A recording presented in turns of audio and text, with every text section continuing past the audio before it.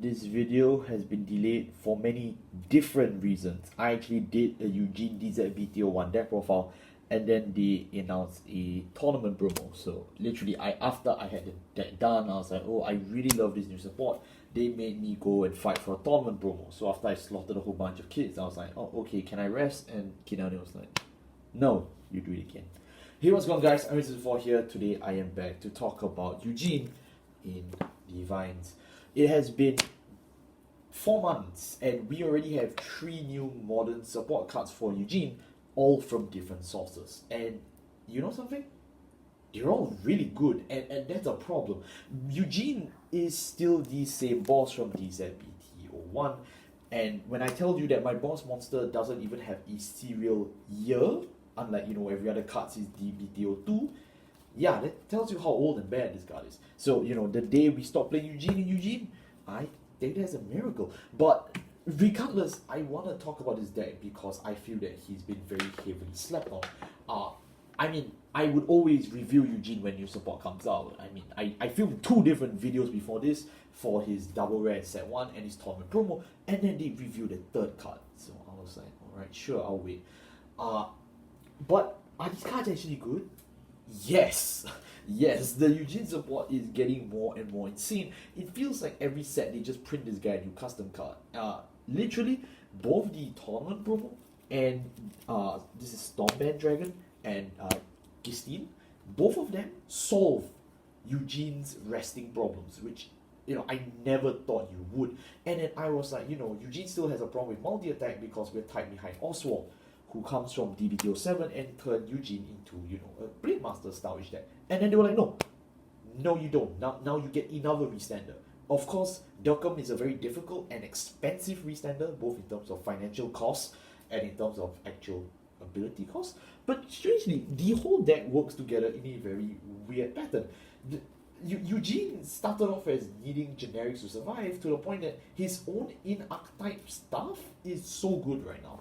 So I'm just going to go through his deck as a whole.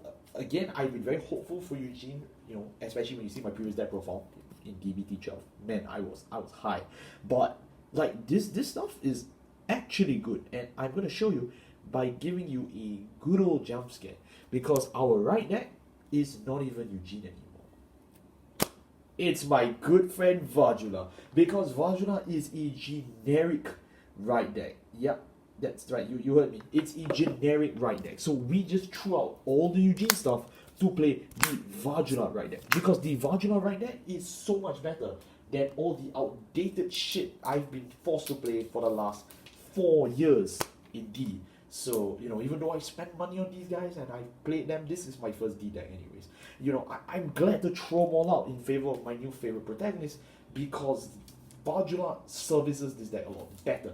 And Eugene, as I mentioned back in set 12, again, link in description to the previous video, I did say that Eugene seems to be moving away from the soul identity, especially from their set 12 new grade 1 right line, who is also really bad, by the way. So, why I'm playing the Vajula right now is very simple. You can check my previous Vajula deck profile.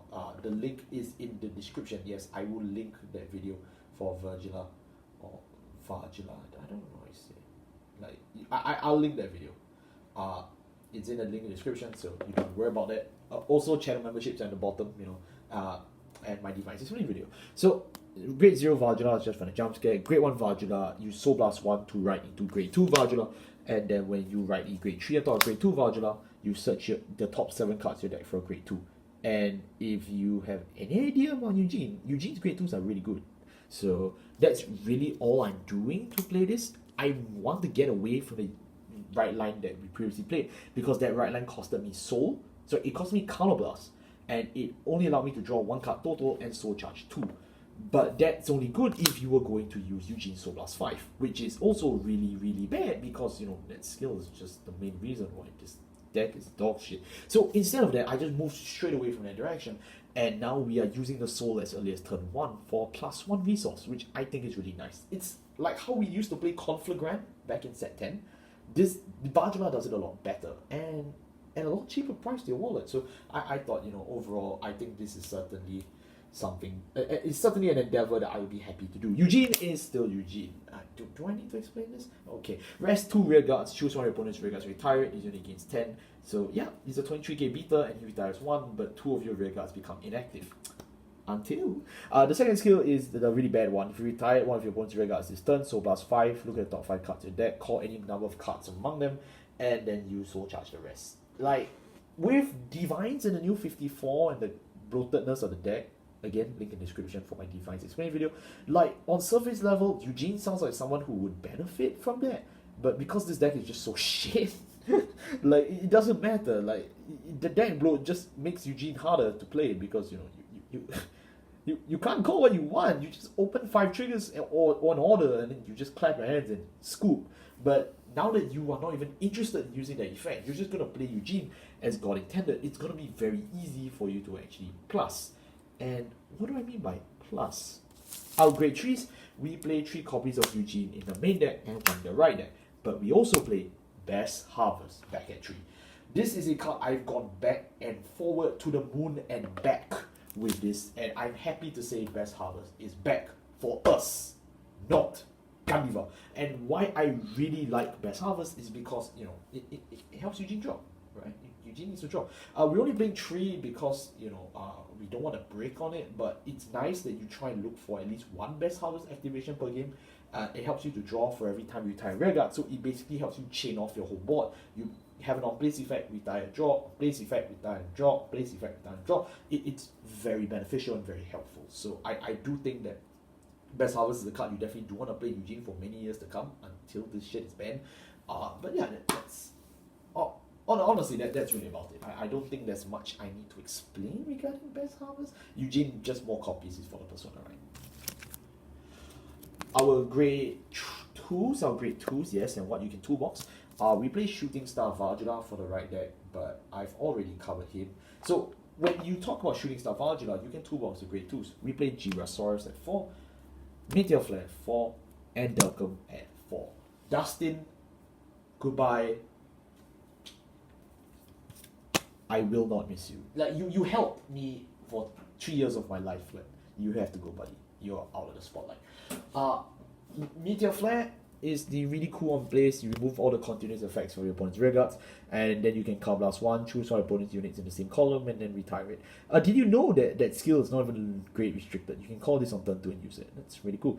But you do need an opponent's Vanguard to be grade 3 or greater, and no rear guards, and then Meteor Flare gains 10,000 power.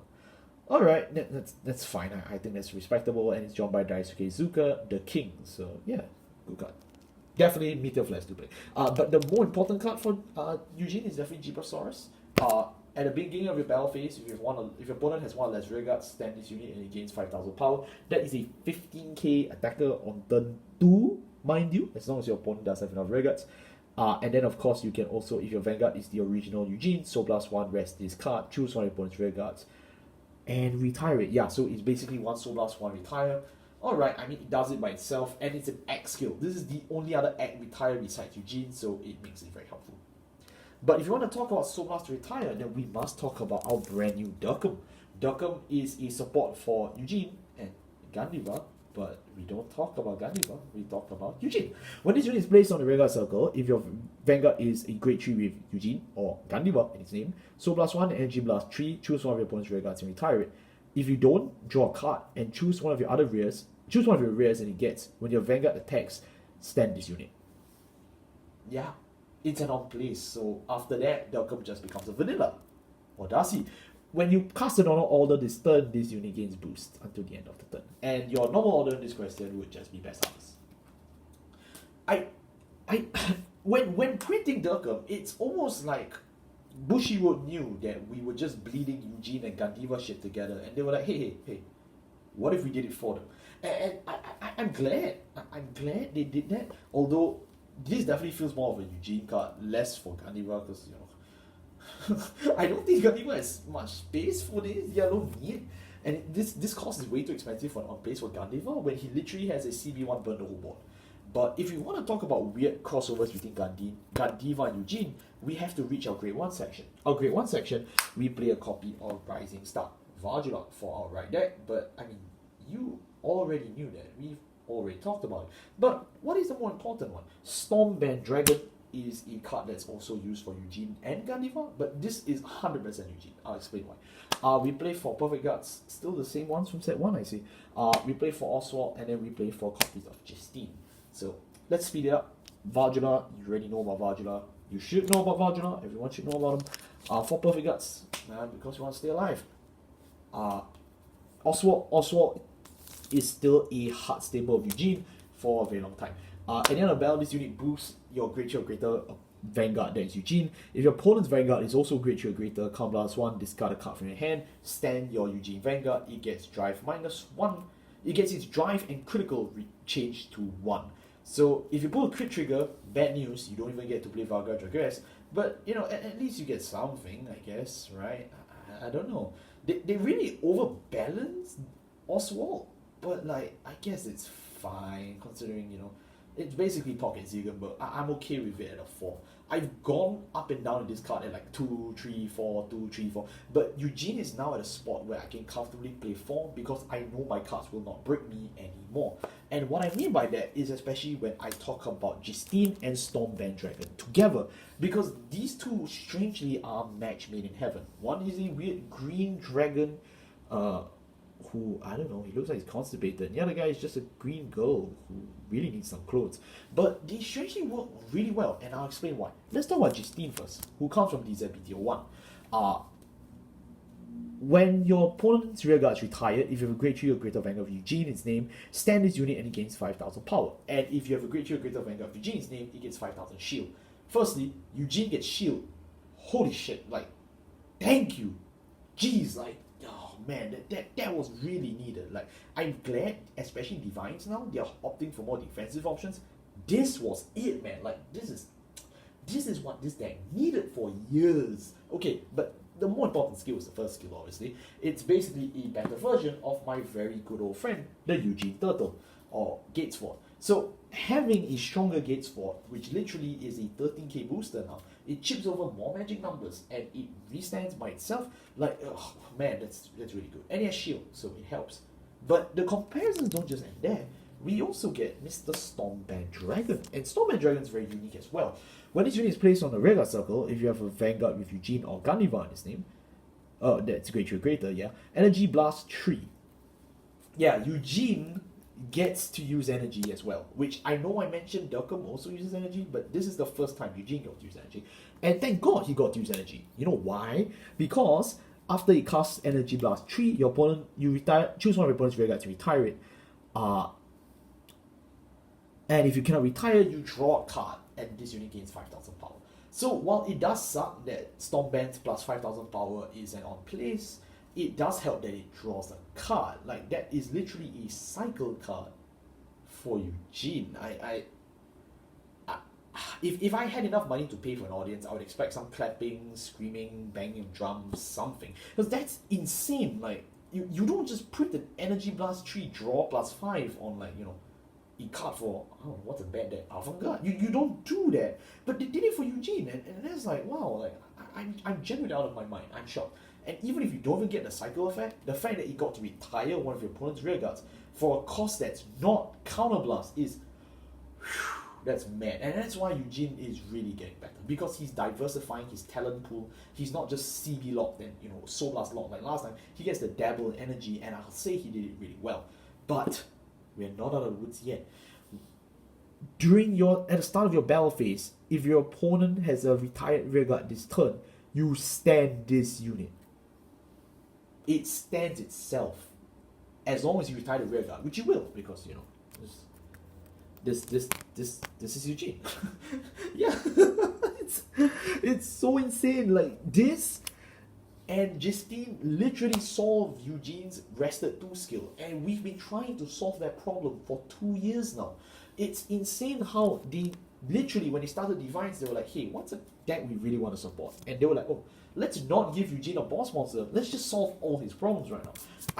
I don't get it. I genuinely want to speak to whoever's been planning this Eugene support on DivineZ. Like, you don't deserve a raise. You deserve a new job. Like, you should be promoted, upskilled, transferred. I don't care. You should get good things in life. I really hope that down this line this year, you get married, or you manage, get a new house, or you get a promotion, something. You deserve it, my guy. You deserve it completely. Unlike people like me who are still spending money on Eugene. Our grade zeros, we got Vajra. Yeah. We play 8 crits, very obviously. You still need to play the Soulin crits, because, Eugene is still a soul-based deck, as much as I'm saying it's not.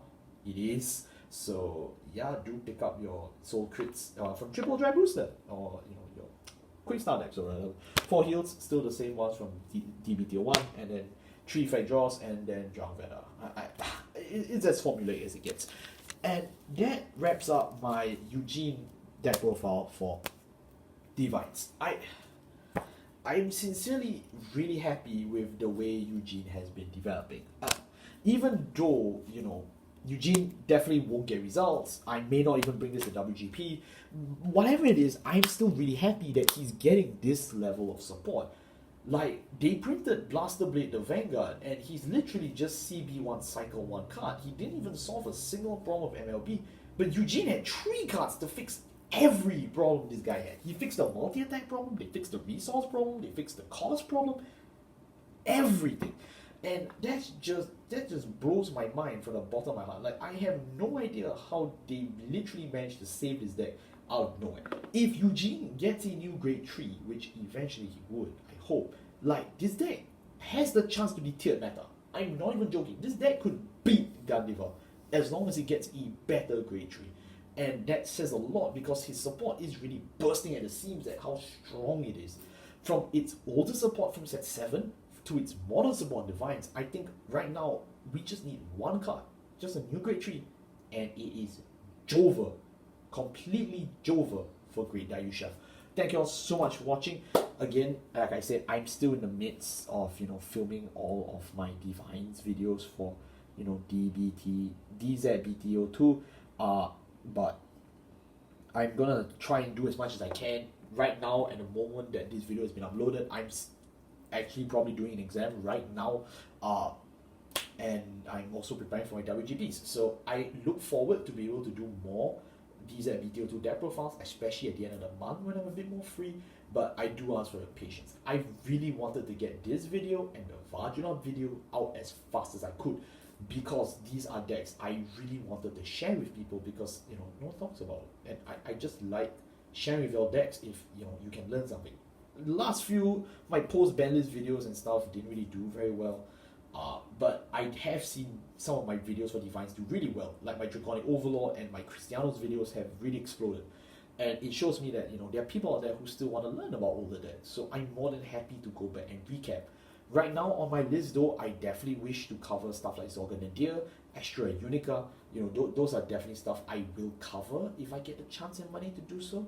So do keep in mind for that. Thank you all so much for watching. I'll see you all next time. Take care.